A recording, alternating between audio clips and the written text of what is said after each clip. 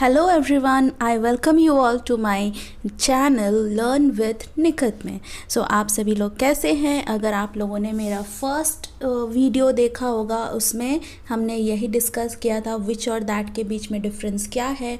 तो अगर आपने वो वीडियो देख लिया था तो आपको क्लैरिटी मिल चुकी होगी। सो इस लेसन में हम डिस्कस करने वाले हैं क्विज़।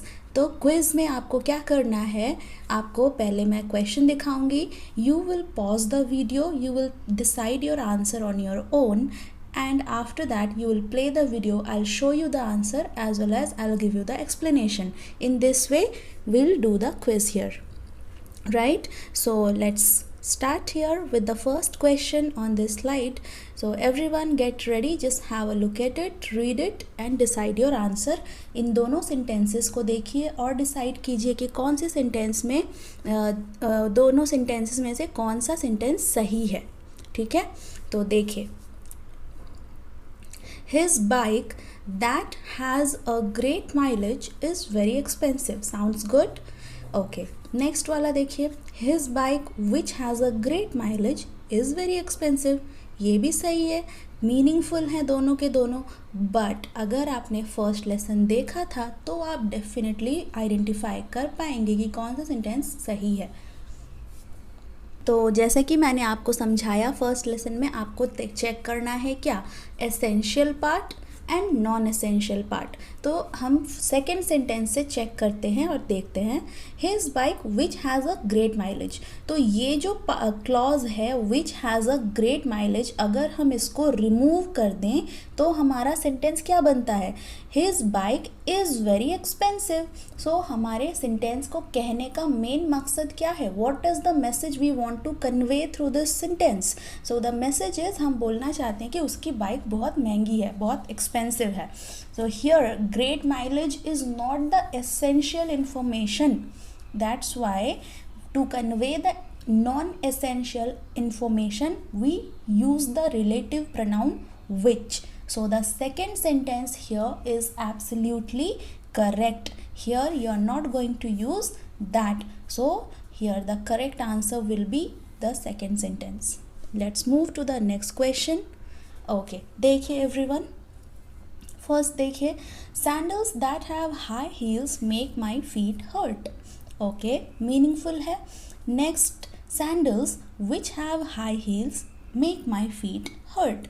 अगर हम जनरली देखें स्पोकन इंग्लिश में तो सब कुछ चलता है, बट जहाँ पे हमें थोड़ी सी ग्रामेटिकली चेक करना होता है ना, मिसस्पेल्ड इनअप्रोप्रिएट वर्ड आता है, सेंटेंस इम्प्रूवमेंट आता है आपके बैंक एग्जामिनेशंस में, एसएससी एग्जामिनेशंस में, तो जो लोग एग्ज़ाम लिखते हैं उनके लिए ये सारी चीज़ें थोड़ी सी कंपलसरी हो जाती है कि आपको थोड़ी बारीकी से देखना पड़ेगा।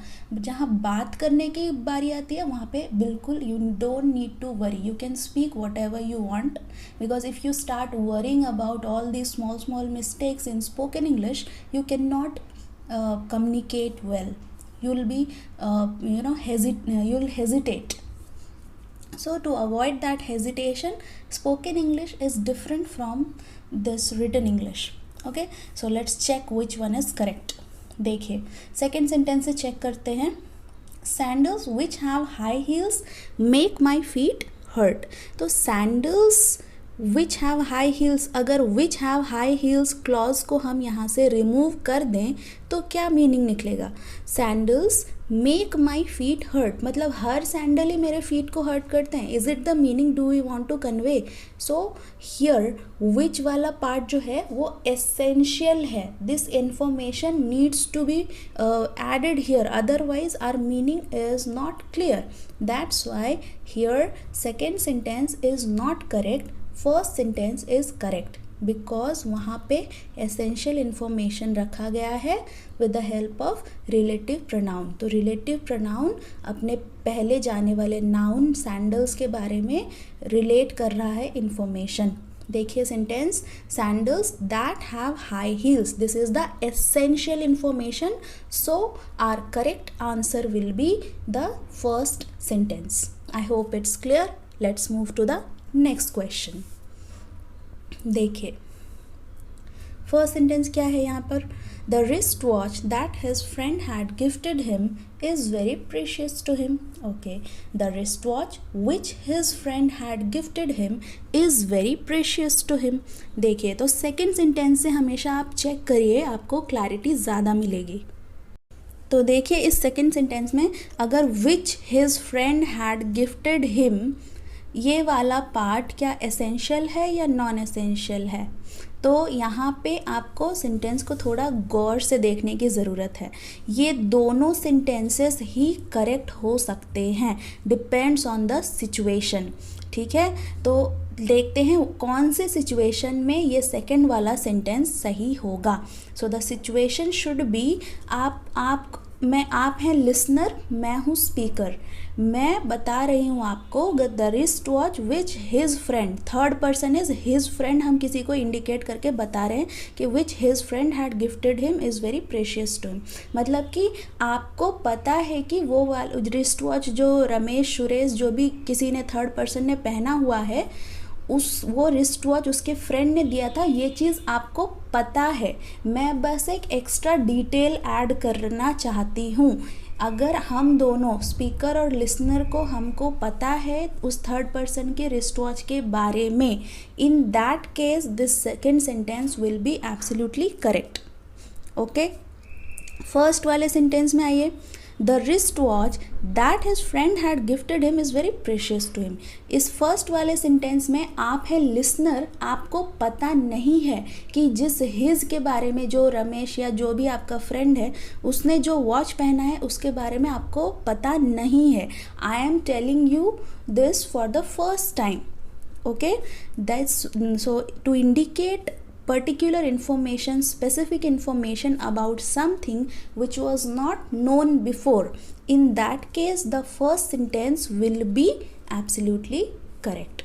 So ये दोनों sentences ही valid हैं यहाँ पे, depends on the situation. तो according to the context आपको एग्ज़ाम में आता है चूज़ करने के लिए, तो आप वहाँ पे context के हिसाब से देखकर डिसाइड करेंगे कि कौन सा सही है और कौन सा गलत. Okay, let's move to the fourth question. Fourth question में क्या है, food that is cooked with refined oil can affect his health. Okay, fine. Next, food which is cooked with refined oil can affect his health. Okay, so let's check it from the second sentence first. Food which is cooked with refined oil. If we try to remove this clause which is cooked with refined oil, तो हमारे sentence का meaning क्या निकलेगा? Food can affect his health. Is this the meaning we want to convey? हर खाना उसके health को affect करता है. Is it possible? Is it clear? No. So here the second sentence is absolutely wrong. We have to choose the first one. So we have to say food that is cooked with refined oil. We are talking about a specific kind of food. Okay, so here essential information is required. That's why usage of that will be correct. So the first sentence is absolutely correct. Right. So ये रहा आपका fifth question. तो देखिए, आप लोग try करिए, फिर मैं आपको आंसर बताऊंगी. ठीक है, तो अगर आपने ट्राई कर लिया हो, let me tell you the answer. आपको ट्राई करने के लिए खुद ही वीडियो को पॉज करना पड़ेगा. राइट. सो फर्स्ट सेंटेंस देखिए, he went to the party last night that was organized by his company at the beach. Okay, correct है. नेक्स्ट देखते हैं, he went to the party last night which was organized by his company at the beach. तो यहाँ पे second sentence से check करते हैं. अगर हम ये विच वाला क्लॉज यहाँ से रिमूव करें तो क्या मीनिंग निकलेगा? He went to the party last night at the beach. तो मीनिंग क्लियर है. यहाँ पे किसने ऑर्गेनाइज किया, ये वाला इंफॉर्मेशन नेसेसरी नहीं है. Without that also our meaning is clear कि वो रात को पार्टी में गया था. कहाँ गया था? बीच साइड पे गया था.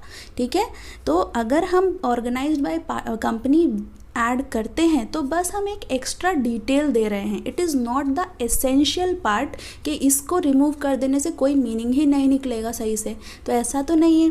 दैट्स वाई यहाँ पे विच का यूसेज सही है, क्योंकि विच हम नॉन एसेंशियल पार्ट में ही यूज़ करते हैं. So here the second sentence is absolutely correct. जिन लोगों ने सेकेंड सेंटेंस सोचा था आप लोग बिल्कुल सही हैं. चलिए मूव करते हैं 6th क्वेश्चन की तरफ. देखिए यहाँ पर she lost her spectacles that are black at the party. Okay, she lost her spectacles which are black at the party. तो सेकेंड सेंटेंस से फिर चेक करेंगे. She lost her spectacles at the party. अगर हम which are black को remove कर दें फिर भी हमारे सेंटेंस का मीनिंग बिल्कुल क्लियर है. वो ब्लैक है या नहीं है, वो पार्टी में गई तो डेफिनेटली एक ही स्पेक्टिकल्स पहन कर गई थी. तो हमारे सेंटेंस का मीनिंग क्या हम कन्वे करना चाहते हैं कि she lost her spectacles at the party. This is the meaning we want to convey, this is the message we want to convey. So here which are black is non essential and non essential part में which का use हुआ है. That's why the second sentence is absolutely correct. 7th question देखिए, यहाँ पर आप लोग try करिए. फर्स्ट सेंटेंस क्या है? My laptop that I have been using for 8 years needs to be repaired. Okay, my laptop which I have been using for 8 years needs to be repaired. तो यहाँ पर सेकेंड सेंटेंस से check करिए. My laptop needs to be repaired. This is the message we want to convey. अगर हम which I have been using for 8 years, 10 years, 2 years, उससे क्या मतलब that is not the essential part. The main meaning of the sentence we want is मेरे laptop को repair करने की ज़रूरत है. So here which वाला clause is non-essential. That's why the second sentence is absolutely correct. Number 8. A movie that has a good storyline makes me watch it again and again. Okay. Second sentence, a movie which has a good storyline makes me watch it again and again. तो second वाले sentence से check करेंगे. अगर हम which has a good storyline, ये वाला clause which has a good storyline अगर हम यहाँ से रिमूव कर दें तो सेंटेंस का मीनिंग क्या निकलेगा? A movie makes me watch it again and again. Which movie are we talking about? Does it give any specific detail, any particular information? So here good storyline वाला part essential है.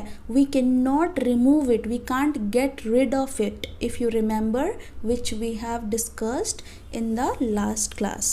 Okay, तो first sentence में देखिए कि a movie that has a good story line. तो that makes me watch it again and again. मतलब सिर्फ वही मूवी जिसकी स्टोरी लाइन अच्छी हो वही मूवी मैं बार बार देखना पसंद करती हूँ. दैट्स वाई यहाँ पे एसेंशियल पार्ट को कन्वे करने के लिए दैट का usage is necessary. So the first sentence is absolutely correct. Number 9. The flowers that are organic need to be purchased for the guest. Okay, fine. Next वाला देखिए, the flowers which are organic need to be purchased for the guest. So इस next sentence में देखिए, the flowers अगर हम which are organic को remove कर दें तो simply क्या meaning निकलेगा? The flowers need to be purchased for the guest. तो क्या हमको पता चल रहा है कि हम कौन से flowers की बात करें? In general कोई भी flowers दे सकते हैं? नहीं, यहाँ पे organic is the quality of the flower, natural flowers हम देने की बात कर रहे हैं. तो this information is essential. That's why we need to use the relative pronoun that. That's why the first sentence will be absolutely correct. Next question number 10. देखिए यहाँ पर he lost his jacket that is his favorite in Goa. ठीक है, he lost his jacket which is his favorite in Goa. तो यहाँ पे second sentence से check करिए. अगर हम सिर्फ बोलें he lost his jacket in Goa, still it is a meaningful sentence. Which is favorite is not the essential part. So यहाँ पे which का usage बिल्कुल सही है. So the second sentence will be absolutely correct. So आप लोगों का कितना स्कोर रहा बताना बिल्कुल मत भूलिए. कमेंट सेक्शन में मुझे लिखकर ज़रूर बताएं. अगर लेसन पसंद आया हो तो like, share and subscribe my channel.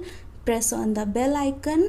Press the bell icon so that you will get the notifications time to time. This is my profile on Unacademy.